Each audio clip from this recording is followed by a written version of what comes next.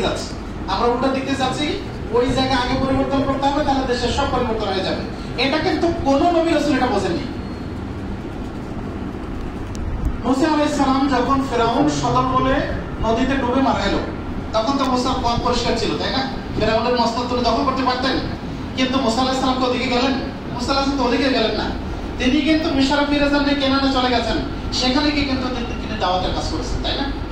রাসূলুল্লাহ সাল্লাল্লাহু আলাইহি ওয়াসাল্লামকে প্রস্তাব দিল মুহাম্মদ, দেয়া হলো, মুহাম্মদ তুমি যদি চাও তাহলে আমরা তোমাকে এই দেশের নেতা বানাবো, তুমি যদি চাও তোমাকে সবচেয়ে বেশি ধনী বানাবো, যদি তুমি চাও যে মক্কার সবচেয়ে সুন্দর নারী বিবাহ করবে সেটাও আমরা করব, শুধু শর্ত একটা, তুমি দাওয়াত থেকে দূরে থাকবে।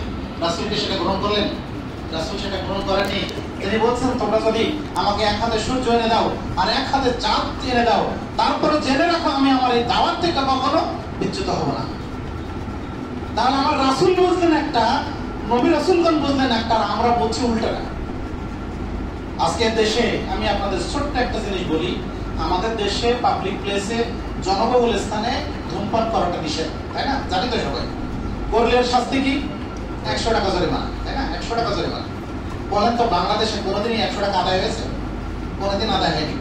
অথচ আনাস রাদিয়াল্লাহু আনহু বললেন, যখন সূরা মায়েদার 90 নম্বর আয়াত নাযিল হলো মদকে হারাম করে, তাহলে সেই সময় মক্কার অলিতে গলিতে মদের জোয়ার বয়ে গিয়েছিল। যে মদ পান করেছিল সে বমি করে ফেলে দিল, যে মদের গ্লাস উঁচু করেছিল সে গ্লাস ফেলে দিল, যার বাড়িতে মদের মটকা ছিল মটকা ভেঙে ফেলে দিল। এই হলো ইসলামের আদর্শ, এটা হলো ইসলামের শক্তি। ব্যক্তি যতক্ষণ পরিবর্তন না হবে, আদর্শ যতক্ষণ পরিবর্তন না হবে, ততক্ষণ পর্যন্ত ক্ষমতা দিয়ে কোনোদিন পরিবর্তন করা যায়। যদি আরো বলি, এই ভারত উপমহাদেশ ইংরেজরা শাসন করেছে কত বছর? 190 বছর, প্রায় 200 বছর। তার আগে মুসলমান শাসন করেছে এই দেশ 690 বছর, প্রায় 700 বছর। তাহলে ভারত উপমহাদেশে উচিত ছিল যে এখানে মুসলিম সংখ্যাগরিষ্ঠ হওয়া উচিত ছিল, তাই না? কিন্তু আপনি আমি যদি একটু পরিসংখ্যান নিই, ভারতের 130 কোটি মানুষের মধ্যে মাত্র খুব যদি পাওয়া যায় 30 কোটি হবে মুসলিম। পাকিস্তানে যদি যায় তাহলে পাকিস্তানের ওখানে আপনার 10 কোটি মানুষের মধ্যে আপনি দেখবেন যে সেখানে মুসলিম সংখ্যাগরিষ্ঠ হলেও একেবারে খুব যদি বেশি হয় তাহলে 6 কোটি মানুষ। তাহলে 30 আর 36। আমাদের বাংলাদেশে 18 কোটি মানুষের মধ্যে আপনি যদি 90% ধরেন, তাহলে খুব বেশি হলে এখানে 14 কোটি মানুষ হবে মুসলিম। তাহলে কত হলো? 36 আর 14 কত হয়? 50। শুধু ভারতেই 100 কোটি হিন্দু। তাহলে কি হলো? মুসলমানরা শাসন করে এখানে মুসলমানরা বেশি হওয়া উচিত ছিল? হয়নি। আসেন খ্রিস্টানদের দিকে, খ্রিস্টানরা 190 বছর শাসন করলো এবং তারা মানুষকে ধর্মান্তরিত করার চেষ্টাও করেছে। কিন্তু বাংলাদেশ, ভারত, পাকিস্তান সব মিলিয়ে আপনি এখানে খুব বেশি 10 কোটি খ্রিস্টান পাবেন না। পাওয়া যাবে? পাওয়া যাবে না। তাহলে বোঝা যায় ক্ষমতা দিয়ে কোনো আদর্শ চাপিয়ে দিলে ওটা মানুষ গ্রহণ করে না, বরং আদর্শ গ্রহণ করে মানুষ নিজে থেকে। ও যখন বুঝবে এটা ভালো, তখন সেটা গ্রহণ করবে, আর সেইটার জন্য সে জীবন বিলিয়ে দেবে। মুসা আলাইহিস সালাম যখন জাদুকরদের বিরুদ্ধে এসে যখন এই যে মোকাবেলা করলো, জাদুকররা জাদু প্রদর্শন করলো, আর মুসা আলাইহিস সালাম লাঠি ফেলে দিলেন, জাদুকরদের সবকিছু খেয়ে ফেললো। জাদুকররা বুঝলো এটা কেবলমাত্র সেই শক্তি হতে পারে যে শক্তির মোকাবেলা করার ক্ষমতা পৃথিবীর মানুষের নাই।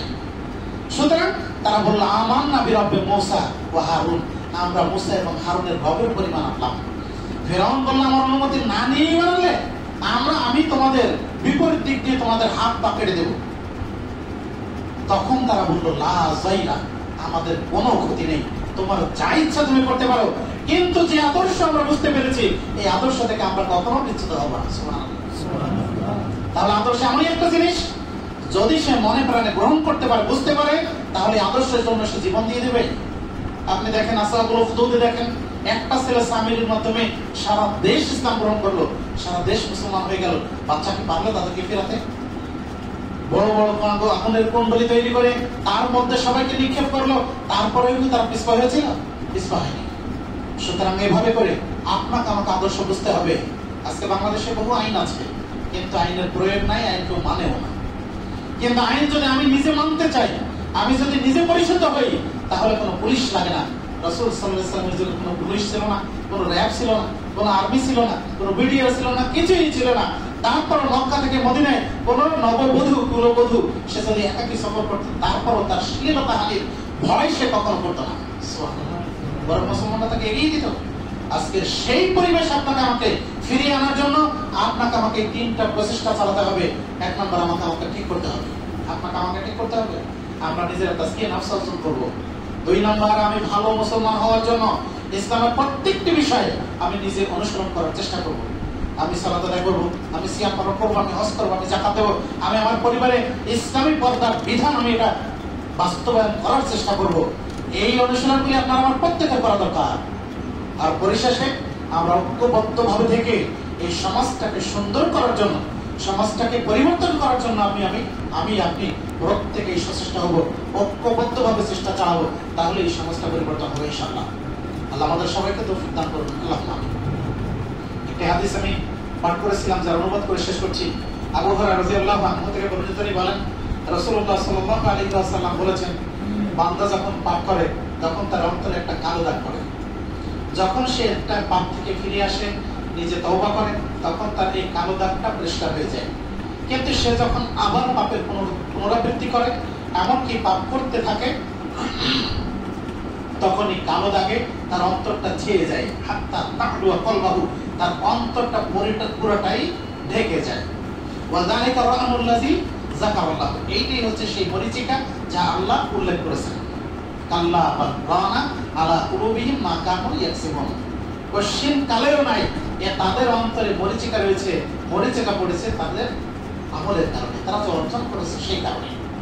সুনানে তিরমিজি 3334 নম্বর হাদিস। সুতরাং অন্তরকে পরিশুদ্ধ করার জন্য, উপরের শরীর পরিচ্ছন্ন করার জন্য আমাদের সাবান আছে, শ্যাম্পু আছে, ডিটারজেন্ট পাউডার আছে, কিন্তু অন্তর পরিষ্কার করার জন্য এগুলি কি কাজে লাগে? কাজে লাগে না। এই অন্তর পরিষ্কার করার জন্য আপনার আমার বেশি বেশি দরকার কোরআন এবং হাদিস এগুলো অধ্যয়ন করা, বেশি বেশি আমাদের দরকার মানুষকে এই পথে দাওয়াত দেওয়া। তাহলে আমি নিজে আমল না করে কি দাওয়াত দিতে পারবো? দাওয়াত দিতে পারবো না। সুতরাং আমি ঠিক হবো, এই জন্য আমরা বেশি বেশি করে চেষ্টা করবো, যা জানবো সেটা মানবো এবং মানুষকে মানার জন্য সেগুলি মানুষের কাছে পৌঁছে দেবো। আল্লাহ আমাদেরকে তৌফিক দান করুন। আল্লাহুম্মা আমিন। আকুলু কওলি হাযা আস্তাগফিরুল্লাহ লি ওয়া লাকুম ওয়া লিসাইরিল মুসলিমিন। বারাকাল্লাহু লানা ওয়া লাকুম ফিল কুরআনিল আযীম ওয়া নাফা'না বিল আয়াতি ওয়া যিকরিল হাকীম। ইন্নাহু তাআলা জাওয়াদুন কারীমুন মালিকুন বাররুন রাউফুর রাহিম।